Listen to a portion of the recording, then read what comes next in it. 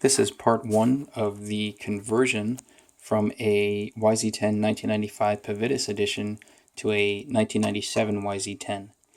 And just to give you a little bit of a backstory here, the 1997 YZ10 is probably one of the hardest ones to find, with the exception of the 93 World Championship edition, the WCS.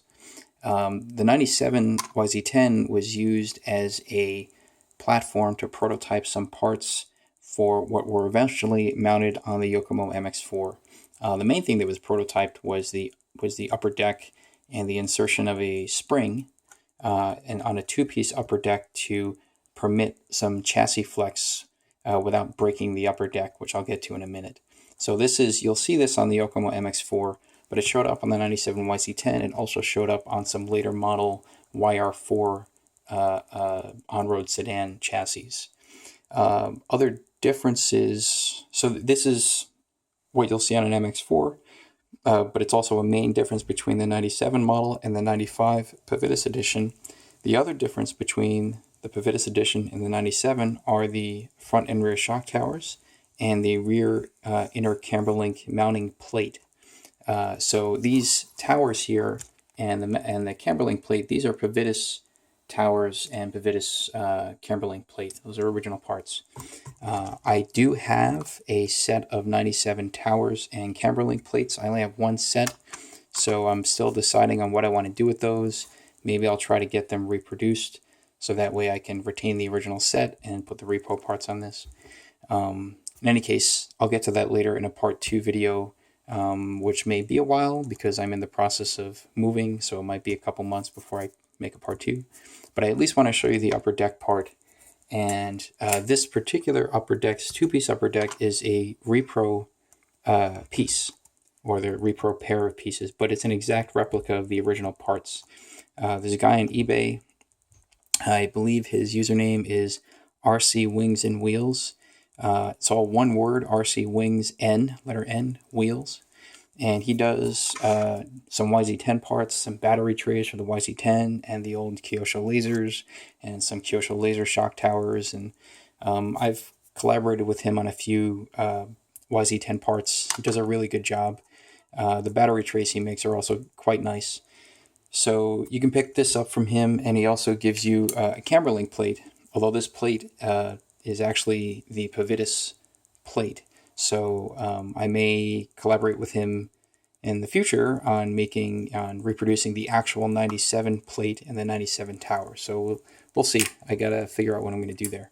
But you get these two pieces, and this spring sort of kit here you have to buy separately, and you can get that from part number ZR032T. I'm sure you can find a bunch of these on eBay. It's for the YR4 2 series, but it's also used for this.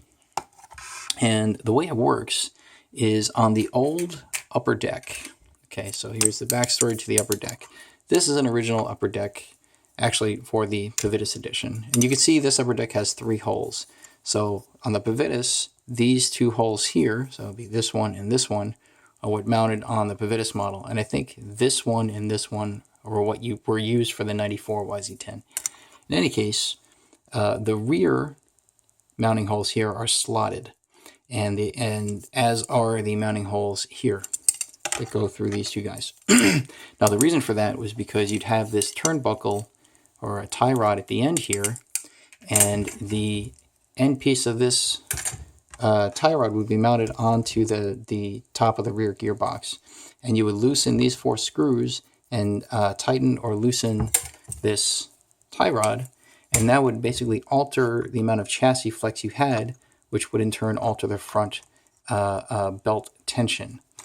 And it's a pretty smart design, but the problem is the material at the front of the upper deck is fairly small, so there's not a whole lot of material around these front screw mounting holes.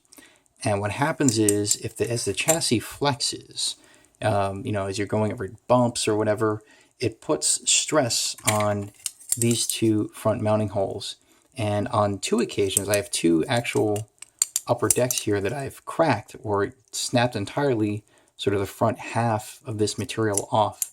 then once that happens, the upper deck at the front isn't technically mounted to the gearbox. It can move around a bit. And as it moves around, because it's no longer connected, you don't have the proper belt tension, and also the front gets a little sloppy, right? This can flex a lot more. So to address that, they went to this design. And what happens here is these mounting holes are all fixed. They are not adjustable. And the tension, you could say, is defined by how you set this spring. So this spring set is not a damper, it's just a spring. You have this long sort of threaded shaft in the middle here. There's a long thread that goes on this end and a short thread that goes on this end. And you have, what you do is you mount a ball stud onto the front upper deck, okay? And this ball stud doesn't come with this little kit. You have to, basically I just popped up the ball stud out of this end here and just mounted it onto this. And what you do is, the way I did it, because I didn't have instructions, but I looked at pictures, I first threaded on this nut here, this silver nut, and then I thread on the ball stud as far as it can go. Then I screw the nut back until it's flush with the ball stud. Then I put one spring cup on, put the spring on, put the second spring cup on. Then you have to, press this whole thing through the hole here in this housing. And this spring has a fairly high tension. So you basically, what I did is I take this end, I just stand it vertically on the table and press down so that the short threaded end of this shaft here pops out. Then I just start threading on this lock nut, and then I can release the whole assembly because this lock nut holds it in place. Then I tighten this down, and that's it. And then what you do is you mount this housing onto the upper deck here with 4 screws. The screws come in from the underside of the upper deck, so make sure it's mounted correctly because there's some asymmetry here in the upper deck, this rear end of the upper deck. And if you're going to use it on a runner, then put some thread lock here. This is for a shelf queen, so I didn't use any thread lock here. And I would assume that if you wanted to change the belt tension, you could say pop this ball cup off and then unscrew it out, or maybe screw it in a little further, and that would basically change the preload on the spring, which would in turn presumably change the spring tension. But the idea here now is that you don't have to worry about breaking the front of the upper deck. The chassis can flex, and this spring will pick up that load. It will absorb that load. So you can see just like that.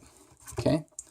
So this is really cool, and I'm thinking I may actually try another one of these assemblies on my 94 YZ10 runner. It would be kind of interesting to check it out. But this is basically how it works. And again, in time for the part 2, I'll put the 97 towers and camberlink plate on. But that'll be a while. So I just want to show you guys how this works, and if you get these parts, how it goes together, and how to put this together and everything. It's really cool, and I hope to use this on a runner one day, so we'll see. But in the meantime, thanks for watching.